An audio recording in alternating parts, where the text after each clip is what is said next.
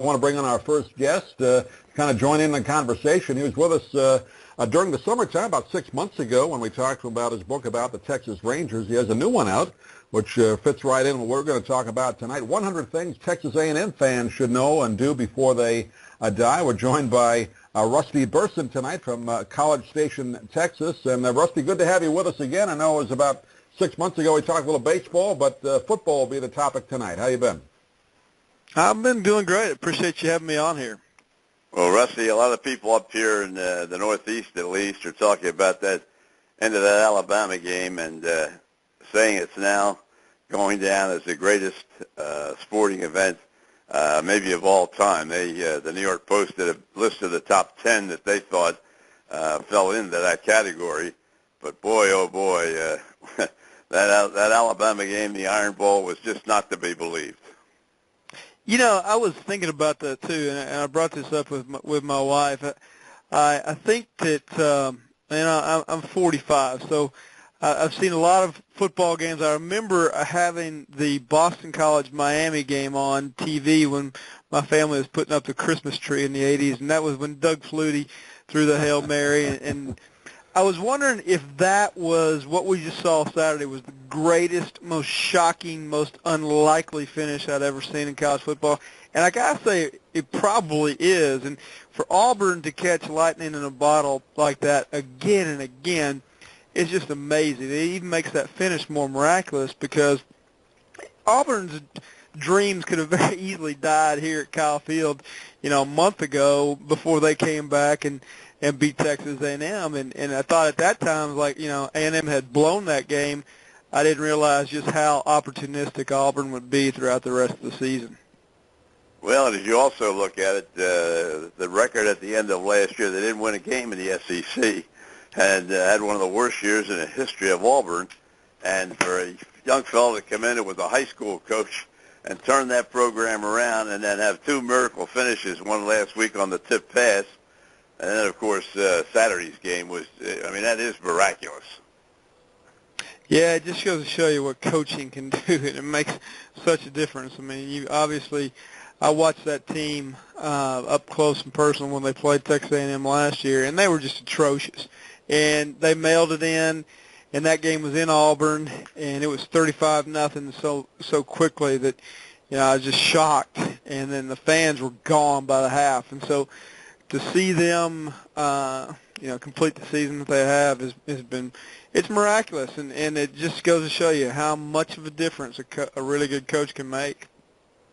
And it's such a rarity, too, to see a field goal returned. You'll kind of know that's part of the rules, but you very rarely see it at either the college or the pro level, and you don't expect even a return of that to be of that kind of length. But Nick Saban getting some heat for not only going for the field goal there, but using the backup kicker. He's getting heat for the first time in a long time for a guy that's won 3 championships.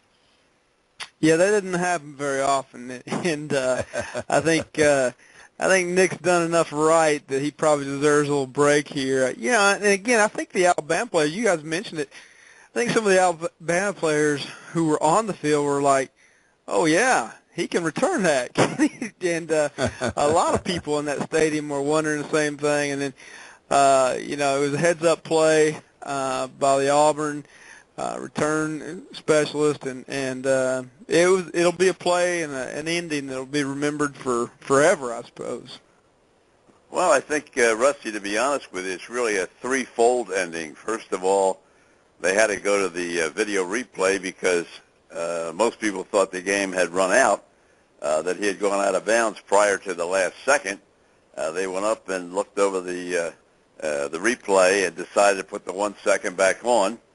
Then he decided to use a freshman kicker because they had missed a few earlier in the game. But, of course, they made one. They were called for an illegal motion. But then he came back and missed it right after that. So he changed kickers on this. And the third thing was that in having your field goal kicking team on the field, they don't normally cover kicks or punts or anything, and they're there to hold the line up to get your kickoff. So when he had the wrong people on the field, when the run back began, they did not fan. They just stayed on the left side or right side, and he went down the left side. So he had all the wrong things go for him at one time. And you know what? If that backup kicker makes that thing, it probably looked to me like he probably needed 3 or 4 more yards. 3 or 4 more yards on that kick, and we all think, oh, what a great call by Nick Saban to put the backup in there. But things can change pretty quickly, can't they? Well, if he was, if he's that good a kicker to kick one from 47, why wasn't he in there earlier in the game when they were missing those short kicks at 33 and 35 and 27 or whatever it was? And but as I said, you mentioned it's about time that Nick Saban got a couple of things to go against him. He's had plenty go his way, and he got them all at one time in one game in 1 second. And by the same token, Auburn seems like they've just gotten everything rolling their way. I mean, it's amazing all the different breaks that have gone their way. And like I said, you can go back to that A&M Auburn game in October, and there was a play there at the end that sure looked like a horse collar to a lot of folks here at Kyle Field, and it wasn't called. If it was called, then A&M probably wins that game, and who knows, how differently Auburn's season goes from there, because I heard Gus and I heard several other Auburn players say that, that they really got a lot of confidence from coming into Kyle Field and winning that game and beating a Texas A&M team that had only been beaten at that time by Alabama. So, I think that really gelled that team, that Auburn team, and really made them believe that they could win any game, and they are continuing that mantra right on up to right now. Well, Doug, let's talk a little bit about the fact that what happened in the Alabama game and so forth is great story, but and the fact that he decided to go with that freshman kicker, Foster, instead. But let's talk about A&M. That's your school. That's what the book's about. And they had a major decision a week or so ago, put an extension on the contract. He's done a great job down there. Tell us a little bit about that. Yeah, Kevin Sumlin's brought a great attitude in here. I mean, you look back at what A&M accomplished last year in his first season, in the SEC, and I think most people would say that Texas A&M was the pleasant surprise team of the SEC last year, 2012. And Kevin Sumlin and his attitude and his charisma and really just his style meant so much to that. I mean, if Mike Sherman had still been the head football coach at Texas A&M last year, I really seriously doubt if Johnny Manziel would have ever played quarterback for Texas A&M, and obviously he wouldn't become the first freshman to win the Heisman Trophy. But Kevin, he likes the guys that freelancers, unlike Sherman, who wanted a pocket passer, and Kevin's just done so much in a very, very short time. This season was a bit of a disappointment for everybody, because A&M entered the season with such high expectations, but still, in 2 seasons, he's compiled an 18-6 record here at Texas A&M in the SEC, when so many people really wondered if A&M could compete, or how long it would compete. It would take A&M to compete in the SEC, and so Kevin, he's certainly in high demand, and a lot of rumors were out there about whether USC would come after him. And so on Saturday afternoon, before A&M played Missouri, the school officials announced that they had agreed to a 6-year contract extension that'll keep him here for quite a while. Doug? Rusty Burson joining us. Again, the name of the book is 100 Things Texas A&M Fans Should Know and Do Before They Die. And Rusty, before we get into kind of the heart of the book itself, you mentioned Johnny Manziel here in Florida. Of course, it's a big football state, mostly college football, pro as well, and even high school. But Texas is kind of the place. I know, Don, you went to school there. How big is the Manziel phenomenon there as compared to the rest of the country? It's got to be incredible. Yeah, he's a huge deal here, and I think the speculation is the last 2 games. Was he injured? Kevin Sumlin is not somebody who gives out injury reports, and so we really don't know. But he certainly didn't seem like himself because, going all the way back to last year, when he just, he rallied A&M in so many occasions and went on the road and beat number one Alabama in Tuscaloosa and, had so many Heisman moments. And really, through the first 10 games of this season, he had a number of Heisman moments too. And you certainly can't blame the losses to Alabama or to Auburn on him. I mean, he led Texas A&M to 42 points against Alabama and 41 points against Auburn. So his numbers were phenomenal. He has really brought a renewed excitement here at Texas A&M. We are in the midst of doing a $450 million redevelopment of Kyle Field, the stadium here, which is the largest and most expensive redevelopment in college football history. We'll take it to 109,000 seats next year. A lot of that has to do with the excitement that Johnny Manziel and Kevin Sumlin have brought in the first 2 years of the SEC. I think we were going to do some kind of an expansion, but it wasn't going to be this big and this grand, and we certainly weren't going to get the incredibly positive response that we have in selling out the suites and selling tickets. But it's all kind of a result of the momentum that Kevin Sumlin started and that Johnny Manziel really took off with. And most people around here think that Johnny's probably played his last regular season game in a Texas A&M uniform. We're hopeful that that's not the case, but in reality, that's probably the case. I think that's the second quarterback now that's built a stadium, Doug Flutie. You mentioned a moment ago with the Hail Mary pass down in Florida, and that completely reconstructed BC's football stadium. So now we've got another one that's being a little bit bigger at 109,000. That's getting like Michigan and what they had 113 there, I think, on Saturday for that one-point game.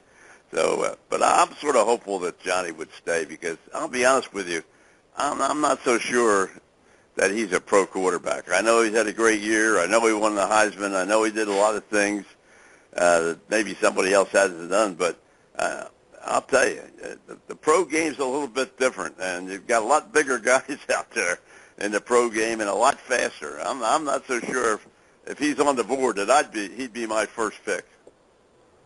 Yeah, that's an interesting point because I think what LSU did and what Missouri did, LSU did 2 weeks ago, and what Missouri did Saturday night in Columbia was really, keep kind of gap integrity and keep the defensive linemen in their lanes almost like you would in your covering a kickoff. And so they took away a little bit of Johnny's maneuverability, and, with great athletes, it was really interesting to see that in 2 years, LSU is the team who's given Johnny the most fits, and it's because of those superior athletes and their scheme and how disciplined they are, and that's what he'll see every week in the NFL. I tend to agree with you that there's a lot of question about whether he is an NFL quarterback or not. I will say that after all he went through last year, I think, with the off-season stuff and, the speculation of did he sign autographs and all this stuff, and, I just think that maybe Johnny is always looking for the next big challenge. I personally would love to see him come back here and, have this team because it'll be an improved defense next year for Texas A&M, and if with an improved defense, they could really have a much better shot at making a run for a national title next year with him in place. Rusty, just some great names you talk about in the book. You got 100 different kind of stories of Texas A&M history. Just the coaches alone. You got, of course, Bear Bryant was there, Homer Norton, Dana Bible, of course, Kevin Sumlin just getting the 6-year extension. I know you've kind of been a historian for the team, kind of writing a column, the 12th Man magazine. That must have been a lot of fun for you to put this together. Yeah, it was. It was probably 15 years in the making. I've been doing a flashback column in 12th Man magazine for 15 years that kind of focuses on A&M history and what players are doing now, and just kind of taking a historical look back at some of the biggest names and personalities who shaped Texas A&M athletics, for or actually football for more than 115 years. And so, yeah, this was a pretty easy book for me to write. It was just very, very difficult to rank them. I mean, they wanted me to rank 1 to 100 of it in order of importance, and it's really hard to do that. I started off kind of with a cop-out because at one time Texas A&M was an all-male military school prior to, the 1960s. So I said, probably the biggest and most beneficial decision ever made was, World War II hero James Earl Rudder, who decided it was time to bring women to campus because, as you guys know, you're not going to recruit great football players without and great male athletes without attractive ladies on campus. And so that changed everything in the 1960s, and A&M grew from a very small military college back then to, a university, a very diverse university with over 55,000 students now.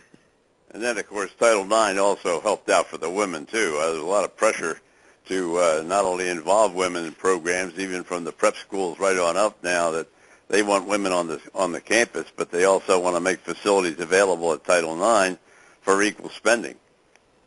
Yeah, absolutely. And quite frankly, if you look over the last 10 to 15 years, some of the Texas A&M women's sports have done better than the male sports counterparts. It was just a couple of years ago in 2011 where Gary Blair led the Texas A&M women to the women's basketball national championship, and so we've come a long way, baby, according to that old advertising phrase. Any particular? I know you write about so many of the great games in A&M history. Any one that kind of stood out as far as maybe some things you didn't know about doing your research for the book? There's so many games. I think one of the most interesting things that I did point out is probably in the minds of most Aggies, if you really think about it, the last time Texas A&M played the University of Texas in 2011. A&M lost that game in heartbreaking fashion. And at the time, it was just a bitter, disappointing loss because, it was the last time for the foreseeable future where we were going to play Texas. And that was a very mediocre Texas team, and A&M was clearly a better team, but A&M had the turnovers and, just allowed them back in it. And so, Texas kicks a field goal in the closing seconds and wins the game, and in hindsight, that loss turned out to be probably one of the best losses ever because that was the loss that kind of instigated the president of the university, Bowen Lofton, to fire Mike Sherman, who was a very good, solid, by-the-book coach, but he would not have been as immediately successful as Kevin Sumlin has been in the SEC.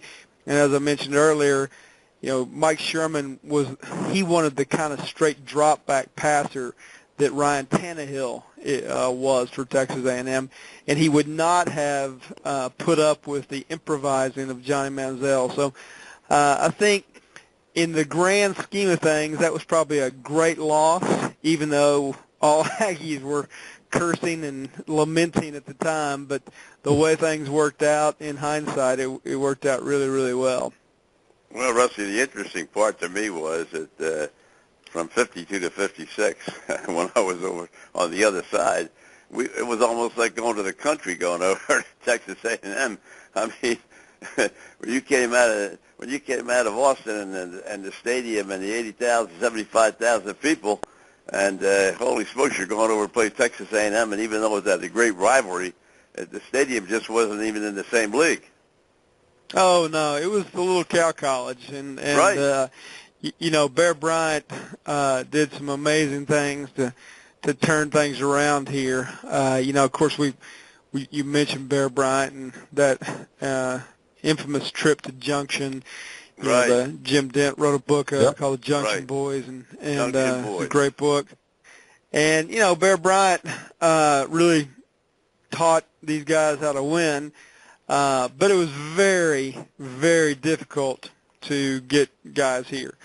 And, there was a lot of things that were going against Texas A&M. Primarily, it was in the middle of nowhere, and it was a, military school, and it was a all-male school, and it was very, very tough to get anybody to come here. But Bear Bryant did it, and he did an amazing job. And that team that John David Crow won the Heisman Trophy in 1957, that team was number one in the country in November until the rumors broke that Bear Bryant was going back to Alabama. And once the rumors broke, the Aggies lost the last 3 games in very close fashion. They lost by 1 point at Rice, and they lost by 3 points against Texas, and lost by a couple points in the bowl game. So that team came awfully close, and they probably would have won the national championship if that rumor had not linked. Awfully tough at that time to lose to Rice. Dickie Nagel was the last great player at Rice. Yeah, and they kind of ambushed them. It came that story broke on that Saturday in the morning, and so it really deflated the team. And it's one of those historic losses, and that most schools have one. The near misses. But that's probably that. If they win that game, and if they win the national championship there's I'm not saying that Bear Bryant wouldn't have left to Alabama. He would have, but it would have been interesting to see how things might have been different if A&M had won the national championship in 1957 with Bear Bryant as the head coach. I think it would have been a lot easier to get the next coach if Bear Bryant had left. It would have been a far more attractive job, and maybe things would have expedited. Maybe something like that would have expedited the whole process of bringing women to school here and it not making membership in the Corps of Cadets mandatory. Name of the book, 100 Things Texas A&M Fans Should Know and Do Before They Die. We've been talking with Rusty Burson tonight. He's the editor of the 12th Man magazine, journalist in College Station, Texas. And again, this is one of those books put out by that great company, Triumph Books. Puts out a lot of great sports books. And Rusty, you have a website people can get a hold of you or the book? Yeah, I think the best way to go about it, if I could recommend it, is just to go to triumphbooks.com. And there's a pull down bar for all things Texas A&M, and I've actually got a couple books there at Texas A&M. So if you've got an Aggie fan, an Aggie fan, or if you just want to become an Aggie fan, it's a great time for Christmas to buy the book. And my kids really like to eat, so the more books, the better. So I sure do appreciate you guys having me on here. I'll tell you one thing, they better keep going because you have built a stadium for 109,000 people. You better win, boy. You don't fill stadiums with 109 if you're not a winner. That's exactly right. And fortunately, they got Kevin Sumlin here for the 6 years, and recruiting is going exceptionally well. I mean, right now I think A&M is ranked as the number 3 recruiting class in the country, looking at the signing class of 2014. So, things are definitely going in the right direction, with or without Johnny next year. I think this program is definitely on the rise. Well, I'll tell you, if he goes to the pros, he better be Fran Tarkington in my mind. That's one of the people that he's been compared to because of his mobility. And again, we mentioned Doug Flutie earlier. I know the NFL game has changed quite a bit, and it took Doug Flutie a long time to get there, but he was effective once he got there in the NFL. No. And I'm not sure how long it will take Johnny to be effective. I'd be surprised if he goes in there right away anywhere and is just highly effective, just because, like you mentioned, it is a different game, and every one of those athletes, every one of those defenders is an elite guy at the NFL level, and very, very disciplined as well. And the other thing is that 9 times out of 10, he's not going to go to a winning franchise. You go to a losing franchise, and you don't have the offensive line in front of you, boy, then you don't have any chance. Well, that's exactly right. So, you know, I'm for it. You've taught me into telling him to come on back. So if you could convince him to come on back, everybody here. I think there's enough people telling him to come back. They don't have to worry about us. Well, I hope so, because that, you know, as a person who offices here at Kyle Field and covers Texas A&M, I'd love nothing more than to see him come back and see if you know, there's no chance. You know, I think the second Heisman is lost for this year, but who's to say that he couldn't come back here next year with a better defense and a better supporting cast and make a run at Archie Griffin to be the second guy to win 2 Heismans. I think you could definitely make a case for that. Well, Rusty, please keep in touch with us, and we'll do the same, and let us know when you have another book come out. I'd love to have you back on again. Even if you don't have a book come out, we'll have you on again anyway. You're a good guest. Well, I sure do appreciate it, guys. Y'all have a great evening, and continued good luck to you guys. All right, take care. Nice to have you with us. Okay, bye-bye.